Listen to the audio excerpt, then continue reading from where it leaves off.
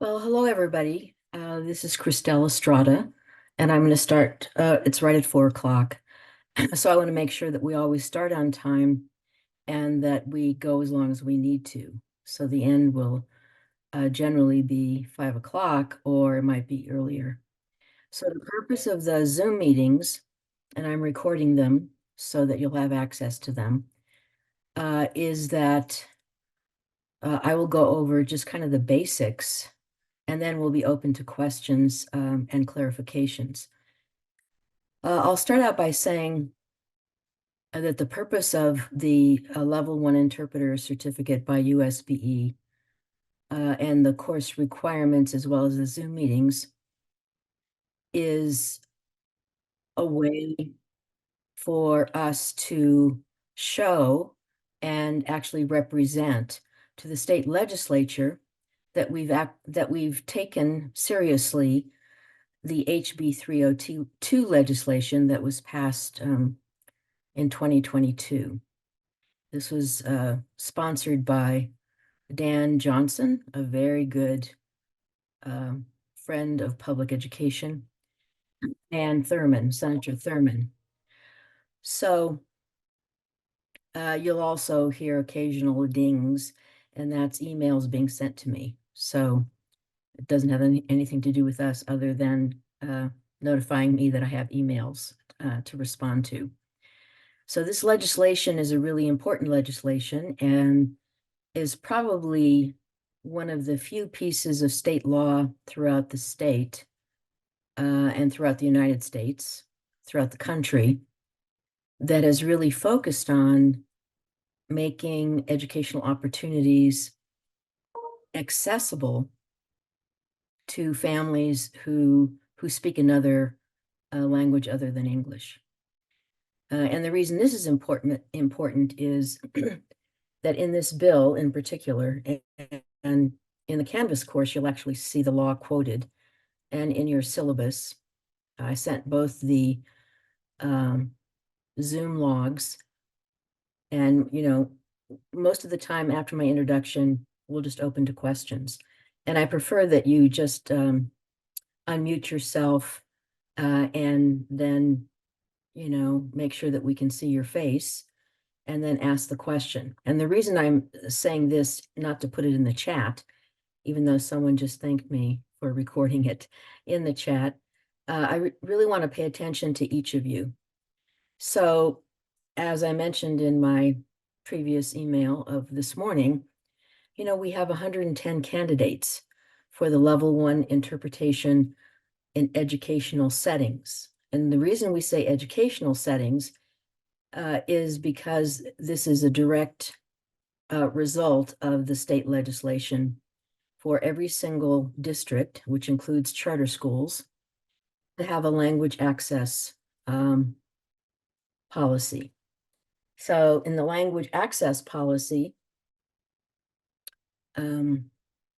and I'll send you a link later on, and maybe in the Canvas course, so that you can look at the specific legislation and the language access policy that's a model policy on the Title III webpage. So my role at the State Board of Education is I'm the education specialist who's responsible for the dissemination of the federal funds for programs that are supplemental for students learning English. And the reason it's supplemental funding and it's allocated based on the number of students learning English in every single district or LEA is because equitable access related to civil rights legislation passed in the 1960s ensures that every single student who has another language other than English has access to a free public education. So, this is kind of the bottom line. It's a civil rights obligation to make sure that families speaking another language other than English have the opportunity to really be engaged in the education of their child and to understand the process for this happening. So the purpose of the interpreter certificate is to implement state law, HB 302, which requires the language access policy for every district and charter, and also civil rights law to make sure that families really are engaged in their students' education and are well informed in the language they understand. When they register students, part of the registration process asks the parents, which language they actually want communication sent to them. So the reason this is important is, again, it goes back to this idea of speaking another language is an asset and is an important way in which we can create really inclusive, supportive environments for all the students that we have. The other purpose, so that's the first purpose of the interpreter certificate from USBE, the implementation of HB 302 for language access for all families and the children as well. The second purpose is that this course on Canvas, and I'll send you the way in which you can enroll. Our Canvas help person at USBE has been really wonderful in making sure that you have access to the course. The other goal is that the course will really provide you with the standards of practice and clear performance objectives with ethical principles. And this is a guide to be a quality interpreter and to understand the implications for your own practice based on the national standards, which are really pretty impressive and really focuses on an ethical principle and then objectives related to how that can be implemented in your actual practice as an interpreter. So as you know, I added the 4 o'clock session, the Zoom session, and the 7 o'clock session for people who,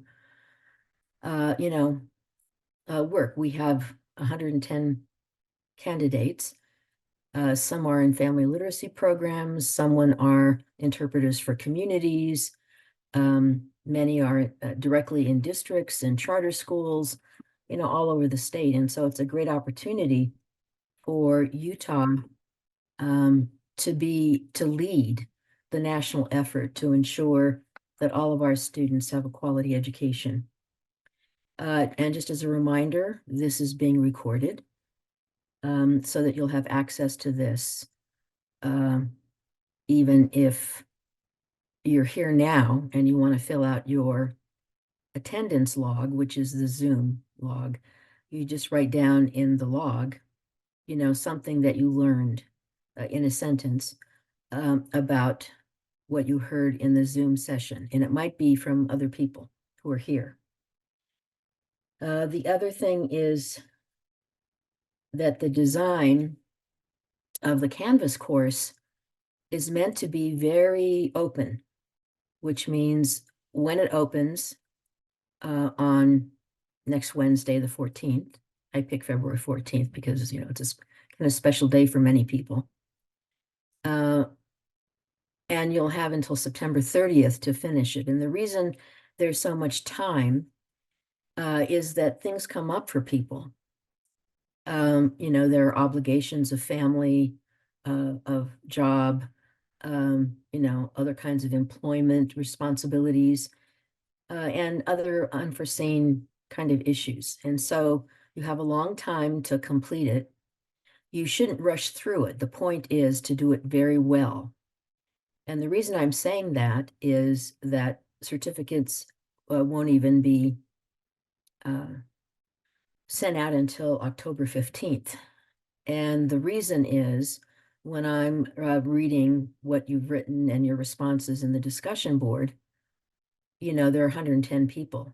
And this is just one thing that I'm doing for the state board.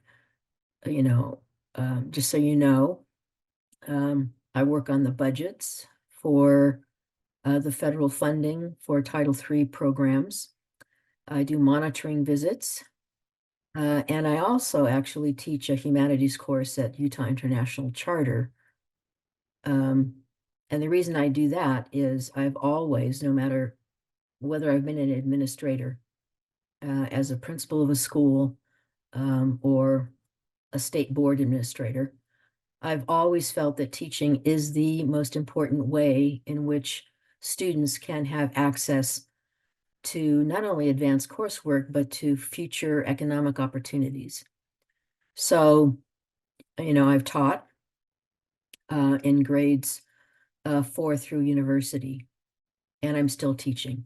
And so for me, supporting teachers and educators and community members who are really committed to quality education for students, is really a passion and a high priority for me. So the open course design supports each of you to work at your own pace, right? I mean, that's really the point. So all the modules will be open. And again, I'm not going to correct things or respond to them in a way that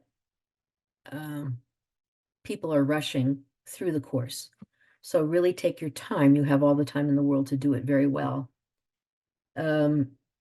The other thing is there are no grades. It's just for credit. And for every discussion that you respond to, which is always a self-reflection based on the standards about, which standard do you feel that, you feel competent with and the reasons why, and, the standard or the objective that you're really interested in working on. So it's about setting goals for yourself in a manageable way. I mean, that's really the point. You should do what matters most to you in the work that you want to do as an interpreter. And those 10 points, for 1 point for each module, is not about points, but it's just to identify, and it's not about grades. They will be, I will read them and they will be marked completed, incomplete. So it's credit for those of you who are in the MIDAS program and can use the USBE credit, which for it tends to be 10, I think 10 credits, USBE credits, not just licensure points. So I'm going to actually stop there and open to questions. So remember, don't put it in the chat, but I really prefer that you just, unmute yourself and ask the question. Remember, this Zoom session is a way to really kind of get to know each other. We have 21 people here today, in the 4 o'clock session. Tonight, there will be more, but everything will be recorded so that you can review what it is, the questions that were asked, the clarifying, the logistics, all of that. And again, the design is very open to respond to your needs, right, as a learner. It has nothing to do with, I don't know if you've had the experience of being in some courses where you can never respond until the course is opened or the module is opened, and there are points that are related to grades and all of that. It's not about that. It's about you really understanding the role of the interpreter and the kind of things that you want to work on to become the best interpreter you can. Because the main focus is really, and this is the biggest thing, it's not just about providing an opportunity to really implement state legislation that actually wasn't funded, but it's a way to provide opportunities for families and students to have access to high quality instruction, right? So the children the students, whether they're kindergarten or they're high school students or middle school students, they're at the center of this entire process that we've developed. It's it's a process of the heart. It's about the heart. And it's about creating a future for children who are in our schools. That's the whole point of being an interpreter. So if you could answer questions or pose questions, and if I can answer them, maybe someone also from their experience, because I know that all of you have actually had interpretation experiences. You've done interpreting, right? And so we're actually trying to value the fact that you have experience interpreting, and the certificate provides, evidence of that experience and, a validation of learning the national standards so that you can be the best interpreter possible for students and families, obviously. So questions, I'll wait, I'll do pause time and we'll see if there are questions. Oh, I have a question. And your name is? Elizabeth Armenta from Garfield County School District. Garfield, yay, I love Garfield. I love traveling down to Garfield and Kanab, and they're just wonderful, wonderful community. Yeah, I love it here. I just have a question. You stated that families, ELL families, families where English is not the first language spoken at home, they should have access to free public education. I guess my question is, does that include preschool, since they do qualify, since they're special, like, it is a need? Do they qualify for free preschool? Yeah, I can't really address that because there are a lot of well, I think there are a lot of politics about preschools. There are many districts that provide support for preschool because you're right. Some of the research shows that when students enter kindergarten and they're students who are learning English end up being pretty much disenfranchised because they're way behind.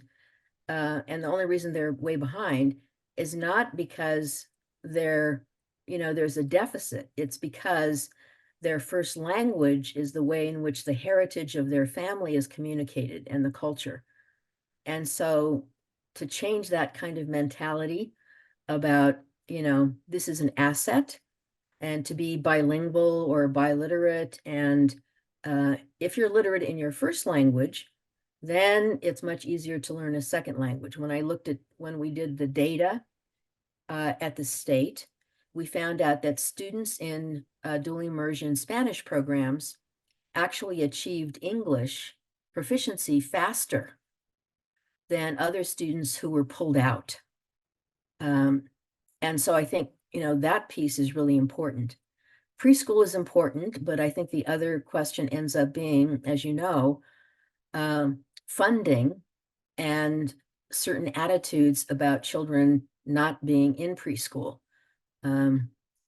So I'm sorry I don't have a better answer, but we have a lot of we have a lot of work to do, and this is like one of the first steps.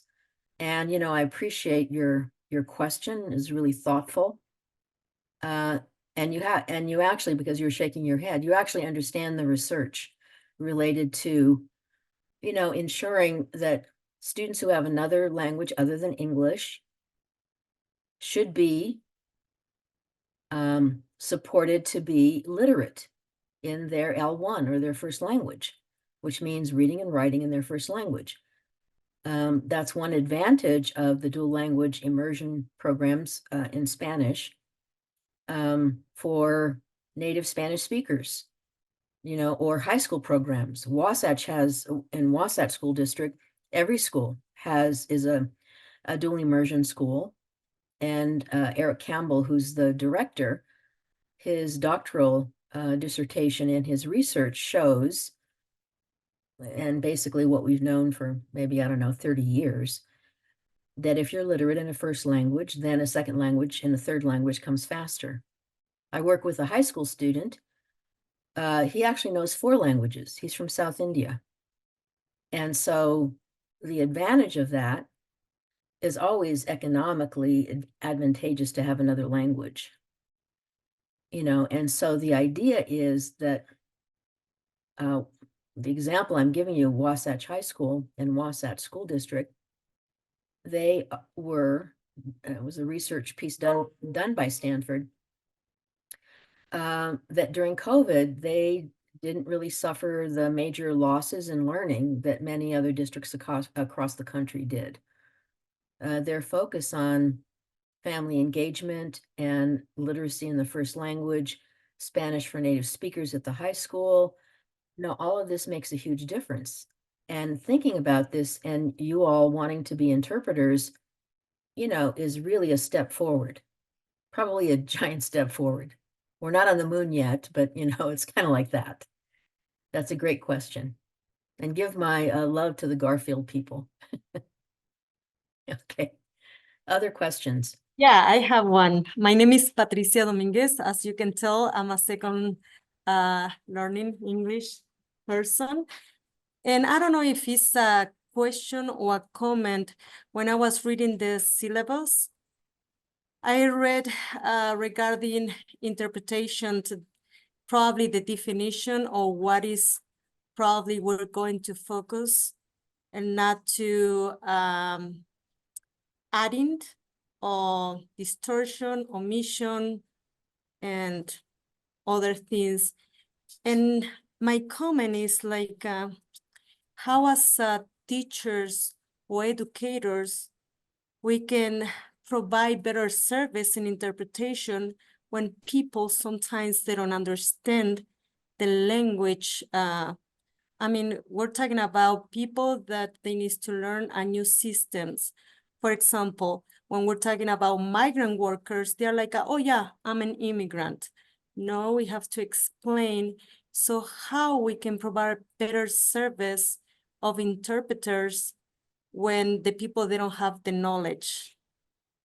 Yeah, that's, I think everybody who's here, all 22 people of the 110, know that your question is a really important question. When you're interpreting and the educator, and this is not all educators, you have to understand this. There's some educators have a very narrow view of students who are, well, a good example is refugee students as well, migrant children from migrant families, migrant workers, regular students learning English who have been in the system for 8 years and still are designated as not English proficient. So we have all these kind of barriers based on the lack of understanding of some educators in the system, which includes, district people, administrators, school people, all of that. It's not to blame them at all. I mean, that's kind of the point of being an interpreter. But you have to actually interpret what they're actually saying. I mean, that's the other thing. And there's a video in the first module that will help you see an actual interpreter. Part of the problem is, another example, is you have, interpreters at the United Nations. Now, if there are interpreters at the United Nations and they insert kind of their clarifications based on what another country doesn't know about, another country, then it ends up being a really serious problem because it's not accurate interpretation. So the role of interpreter is to really interpret with fidelity of what the educator is saying to the parent, right? No shortcuts. I mean, that's kind of the point. And I've thought about this a lot. And the reason I've thought about it, I've, been in Utah for 25 years. I was in California. I did teach, sheltered government and economics classes and humanities classes for students learning English at Pasadena High School in Pasadena, California. So I've had this experience, you know, probably longer than most of you have been born, since, you know, I don't know, 1890, not 1890, 1989. I'm not that old. So Patricia, I can't give you a solid answer, but the solid answer in the standards are clear about interpreting exactly what the educator is saying to the parent.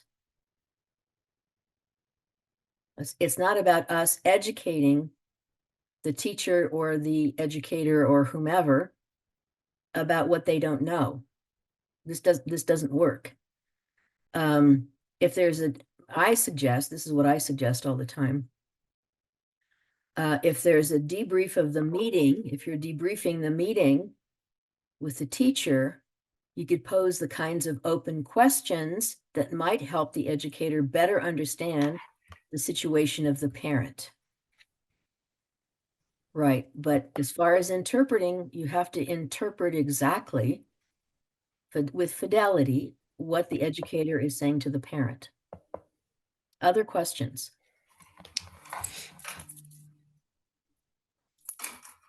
Yes, my name is Omar Al Salim, and my question is regarding the certificate. So I have two questions actually. First one is regarding the certificate that we are going to have at the end of this program. Does this certificate uh, help us uh, finding a job in school districts in Utah? And my second question is, do all districts have interpreters helping students in all schools?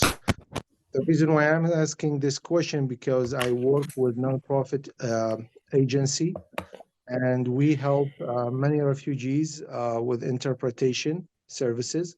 We never had any uh,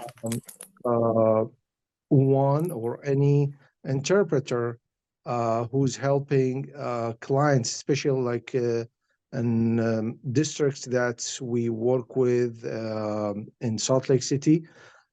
So do those schools or districts have specific interpreters helping clients or students from different backgrounds to do interpretation? Yeah, so for your first question, this certificate, I can't tell you it'll guarantee you a job, but it'll make you more qualified. It'll make you more qualified to actually be an interpreter in educational settings, because it's very clear that that is now a state law. Now, the reason I'm saying it's a state law, that means that every single district has to have interpreters available in the languages that are spoken in their communities. This is a state law. This is not about federal law, even though federal law says the same thing. And one of the reasons this is important is there's another piece of legislation that was passed in 2022 by Dan Johnson and Thurman, passed unanimously. And it was about, so the one was about language access policy that every district has to, it's state law, has to provide interpreters, period. The other one, which is 230, HB 230, says that a committee that I head has to make recommendations to the state purchasing agency and then do a report to show how interpretation services are made available through state purchasing at a rate that is less expensive. And so when I get the report from the state purchasing agency, I see which districts actually have contracts with interpretation services companies. So this is not optional. It's a state law. You have to have in every single district has to provide for their schools access to interpretation services.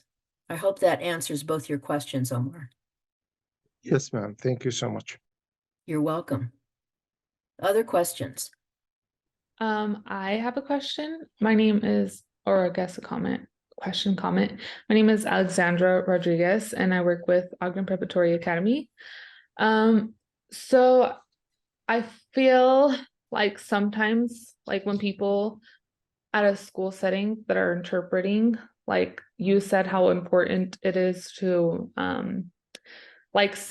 speak directly and say what the person is actually saying. And I feel like a lot of people will like do the shortcut or sweet talk the information instead of being direct. How do we like have that discussion? Like, how do we bring that up in a situation and be like that's not the correct way to do it, I guess?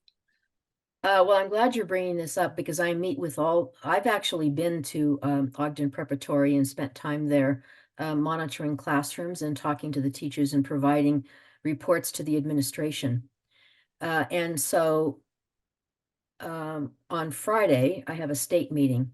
So Mhm. one of the things that I'm going to do at the state meeting is reiterate the issue related to standards and encouraging schools and districts after you're all certified to make sure that they request you, not you personally, but the people who have the certificate, because you know the national standards, to actually be their interpreters. I mean, I think that's kind of my point in the beginning. In the beginning, you know, sometimes interpreters and no offense to anybody, but interpreters, people who are interpreting and they're interpreting for the school would tend to maybe sugarcoat or explain away the concerns of the family they're trying to represent. Mhm. Right. And so, okay, that's not acceptable. It's against the national standards. It's pretty clear. You know, you can't do a short kind of summary and then put your ideas on top of it so that the people that you're interpreting or the educators that they get a wrong idea or that, you know, the families get the wrong idea. Because remember, it's not only a state law, but it's unethical. This is an unethical practice, Mhm. right? And that's why this course, when it says ethical principle, and then it gives you all the objectives and all the mastery for a great interpretation that provides an important way in which people can be honest with each other. You know, that's why this certificate program is so important. I hope in the next cohort we have another 100 or another 200. After you finish, you should be recruiting all these other people. I actually have recruited students that I taught in high school. And they know African languages, right? So besides Arabic and Somali and Sudanese, other languages. So this piece is really, really important, especially because we're having, you know, many more. And I'm saying this from the perspective of someone who works very closely with refugee resettlement agencies. You know, the Ukrainian families, the Afghani families, families that are now coming from, you know, Venezuela, a lot of the Brazilian families that we have. So the whole goal, right, for educational opportunity for children is for the adults to behave ethically. And the only way they can do that is to actually know the standards and I think be certified. So I hope that answers your question. And if you ever have any other issues and you want me, and this goes for all of you, if you want me to talk personally to a school I'm happy to do that. I also, one of my tasks is when there are civil rights complaints and internal audits, then I have to go to the schools, talk to the principal, look at their data, help them better understand their obligations.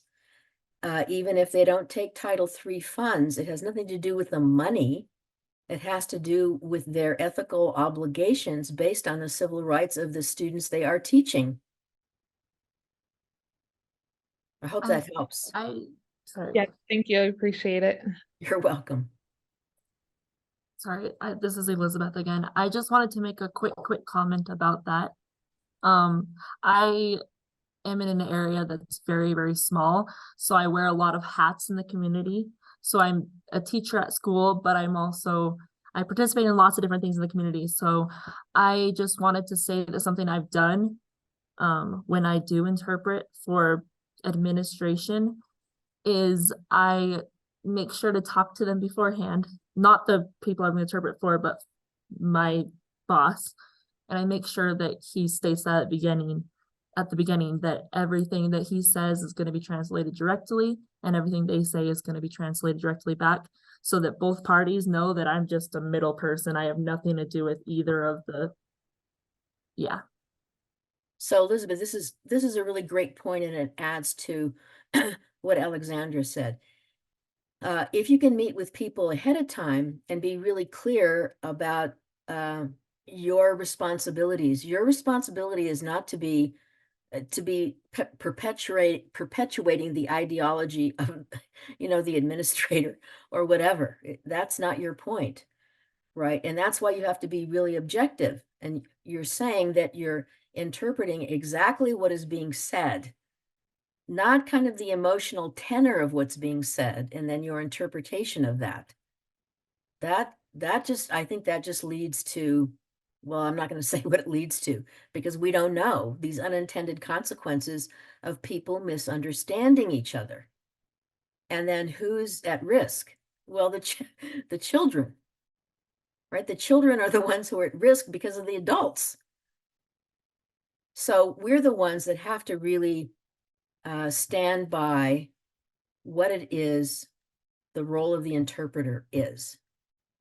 So many of you, most of the 110 people want to do the advanced course, and I won't be teaching it. It will be, we ended up actually getting development money to contract with a company that does an on-demand virtual 40-hour training, which will broaden your perspective and also give you a higher level of certification and practice.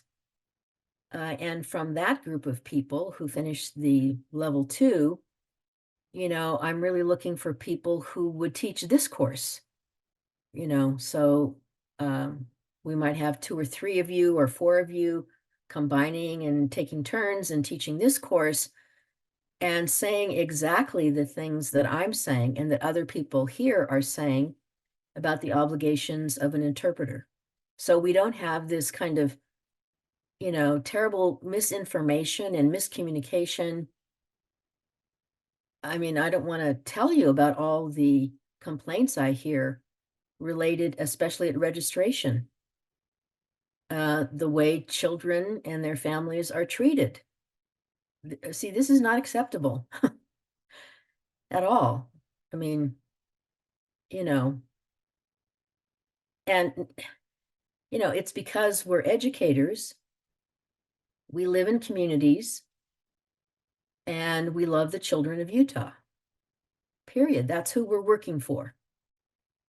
When you're interpreting, you're thinking of, and that's what I always say, I don't work for the USBE, I work for the children of Utah.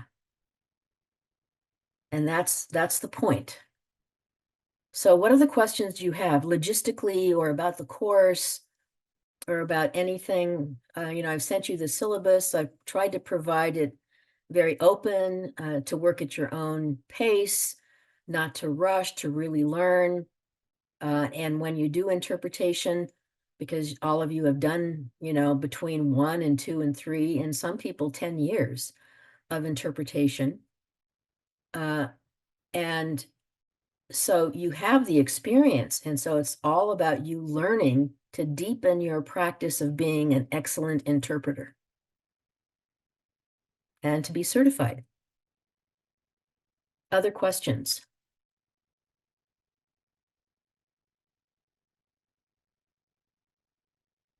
You know, your questions and your comments are amazing. Hi, I have a question. I'm Luz Maria Lozano from the Alpine School District. And so my question is in regards to the Canvas course. I haven't seen anything yet. Okay, so that's No. coming. Alrighty. Yeah, it doesn't open, you know, it doesn't open until the 14th. I picked the 14th because it's Valentine's Day. Okay, So when you'll get the notification and how to sign up. okay. And the Canvas help person is really great. She did this email Mhm. with the link, and then you'll actually get into the course. Okay, And there's an introduction from me. And, you know, very clear explanations, and every module is focusing on the ethical principles and the, you know, and the objectives, so that Mhm. you can look at them and reflect on them based on what you do really well and what you want to get better at. It's Okay. all about you, and it's, you know, Right. your private self-assessment, so that you know, you can really make a commitment to your learning. Mhm. Awesome. Thank you. I was just making sure that I didn't miss something. No, you Okay. you haven't yet. All right, thank you. thank you. Doctor, I have a question. Well, actually, a couple questions. Is this certificate unique to education, or is it something that could be used for like at a hospital or courts or any other places? No, the title, the the title, sorry? of Mhm. so the title of it is it's the certificate in educational settings. It has nothing to do with learning medical or legal, you know, language. Okay. It's more it's difficult enough to learn the language of education, Yeah. right? Okay. Now, the other thing is there going to be funding from the districts in order to hire or pay the interpreters? Or is it going to be just like another thing that we do? I mean, I don't mind and I do it gladly, but I'm just wondering if there's something because of the law that is going to be, or it has been stated and since last year, or actually 2 years ago, is it going to be something that is going to provide funding for the districts, to the districts? Well, our intention, right, is to get the state legislature to actually fund the state law. We tried to do that last year. But it was actually, I'm not gonna, well, I guess I will say it. It was shot down by a group of lobbyists. So that's the other issue. So we're working on, and this is the assistant superintendent and myself, we're working on trying to get funding that would match Title III funds for, and see, the problem is that it can't be Title III funds. The reason it can't be any kind of federal funding is because it's a civil right. And because it's a civil right, then supplemental funding from federal law cannot be used. It has to be state funded. So then working with state legislators, because this legislation had no funding attached to it. Yes, it had a mandate, but it had no funds that were extra for districts to be able to hire interpreters. So we're trying to actually move in that direction, just so you know. Yeah, okay, that's interesting. And the other thing is this a course that is only addressed now to educators, or can any other people do it? Well, the point is that it's in educational settings, right? So previously I said that there were family literacy specialists who work with families in districts. And then there are also people in community who work generally with community people, right? And so they're also in the course. And the reason they're in the course is because we're actually assuming that if you're an interpreter and you're working in community organizations, that one of the key components would be to help the families engage in education of their students. Other questions? We have about 15 more minutes. Hi, my name is Alejandra Bryant, and I'm at Iron County. I was just going to ask, it might sound stupid because it might be in the syllables and I didn't read them all, I'm sorry. But you said that it is focused on education. Are we gonna have like a module with language, the language that we need to have? Because sometimes I've been translating my school and there's some like language that I'm not familiar with, and I just kind of explain what it is, and I know that's not the fidelity that we're talking about. So are we gonna have a module with the vocabulary that we need for it? Yes, actually, after the ethical principles, the main things, and I think part of it is we will have like a vocabulary dictionary kind of thing.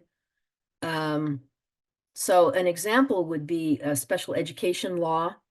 Special education law is way more complicated, and so is Title III law.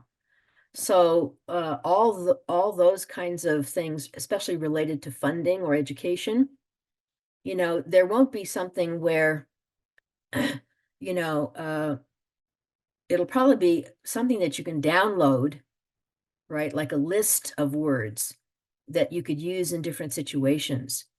But that won't be until like probably the 5th or 6th module, or maybe at the end. And I would get special ed people to give me a list, as well as maybe the curriculum and instruction people, and you'd actually have by category, right? All the educational terms with explanations, not necessarily definitions, because sometimes definitions are more confusing than, you know, the actual explanation of how you might use this or how it might come up.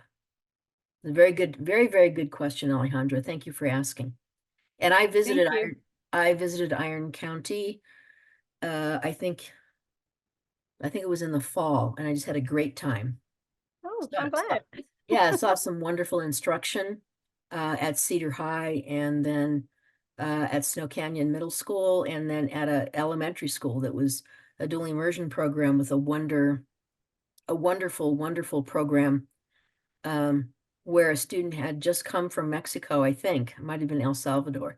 She'd only been there like a week, and she was in this great mixed grade experience on using the number line. And the teacher was just fabulous, just fabulous. And after the class, I was walking around, and you know, the student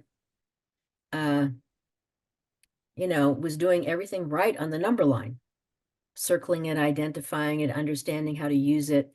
So I saw some great instruction in Iron County. So just so you know, Thank you. That's really nice to hear. Thank you.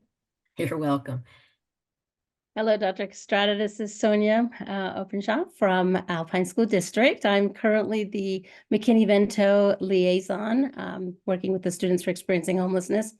But I appreciate that Alejandra's input and question, because I am also a special educator myself. And to speak to that, please know, everyone who has not translated for an IEP meeting, it is very critical that these parents understand exactly what is needed in their students' education, what the teachers are seeing, because their input, one, matters, and two, they also want to make sure that they're okay with what, you know, the consensus is of that student's disability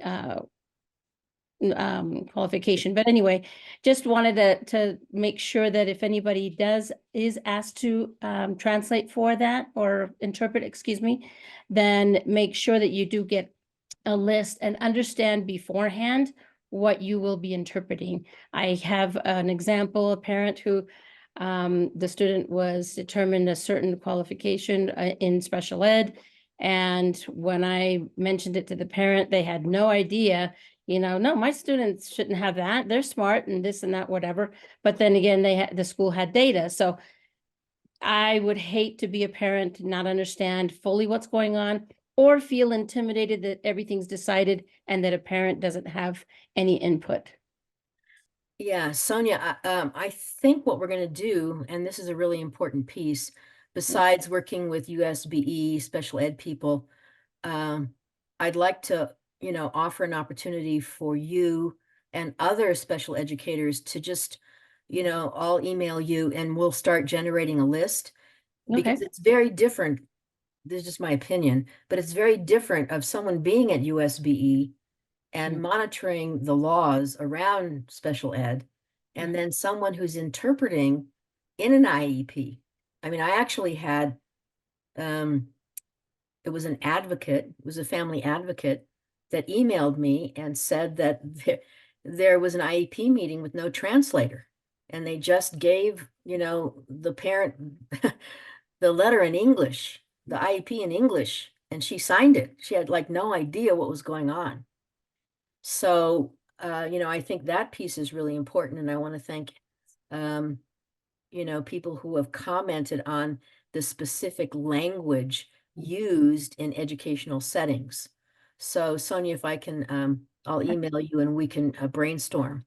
Absolutely. Thank you. And the verbiage, the paperwork that is given to parents about the IEP, that does come in Spanish.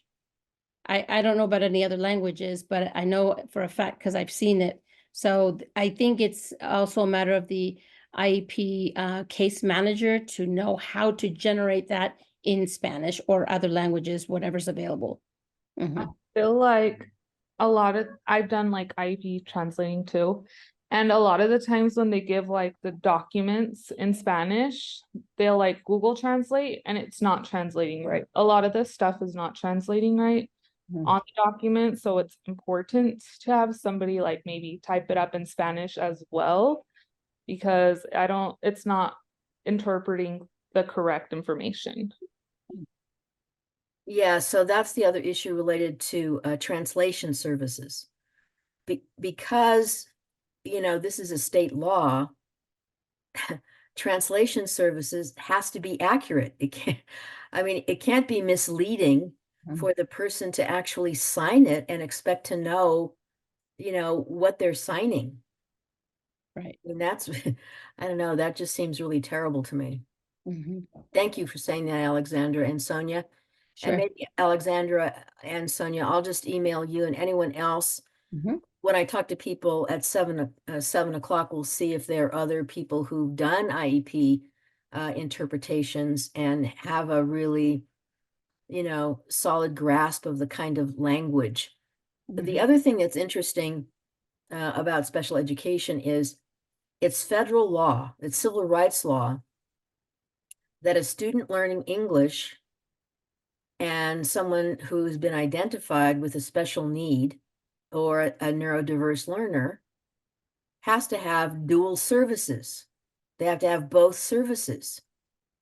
See, this is not an option. And sometimes in the IEP meeting, they'll have someone who doesn't know anything about language acquisition or language development. They'll have a literacy person.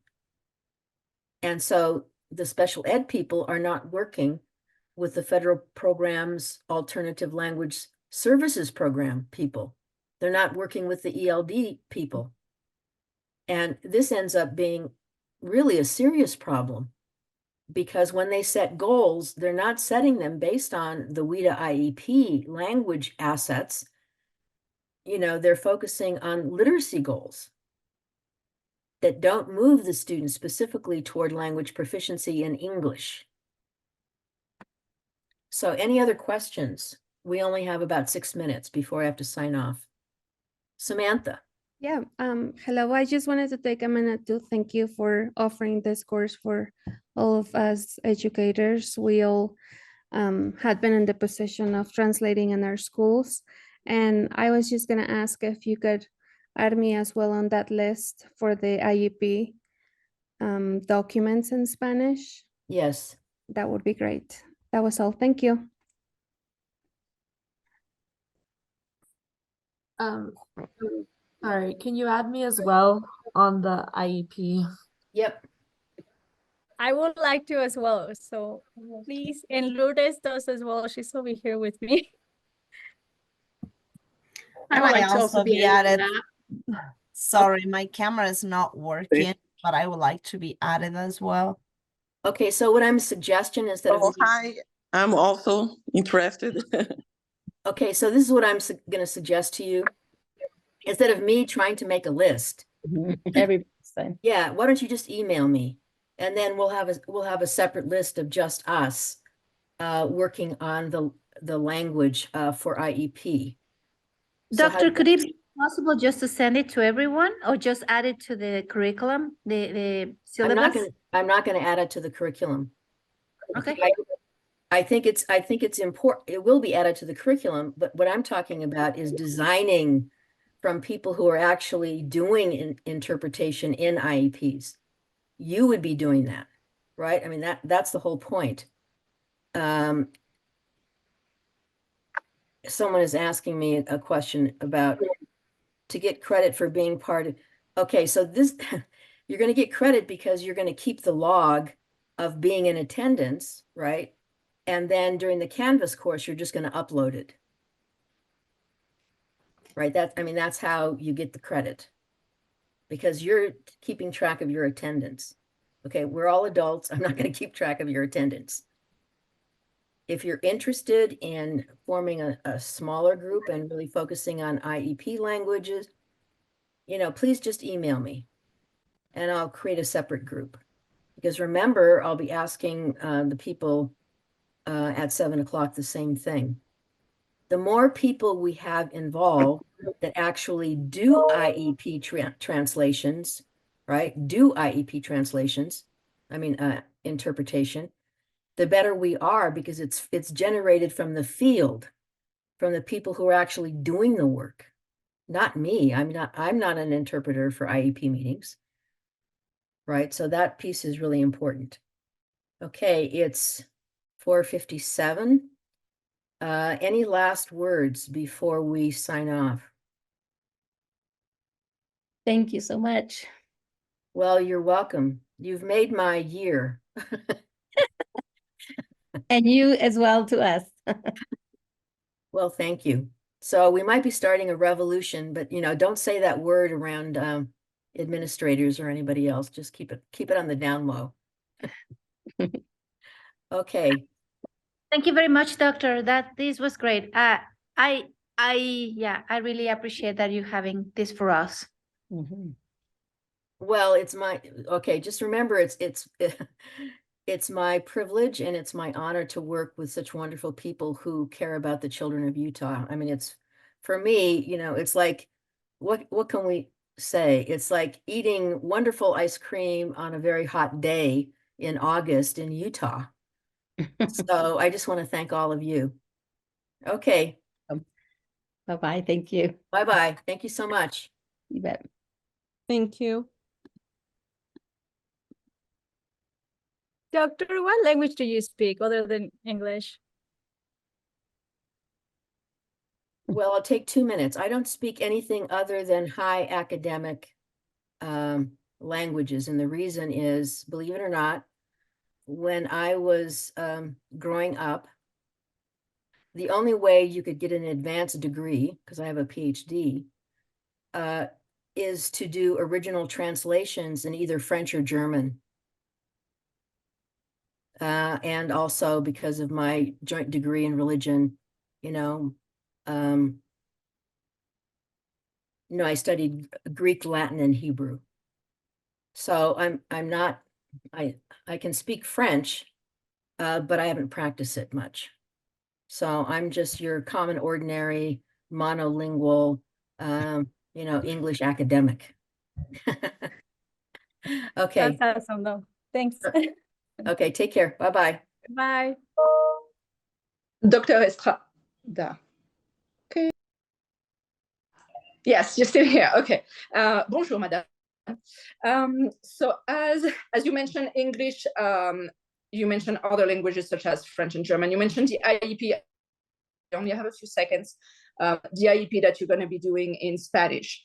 Do you know any other experts that will do that in other languages such as French, Arabic, Mandarin? Who do you advise we contact if we want this vocabulary in other languages?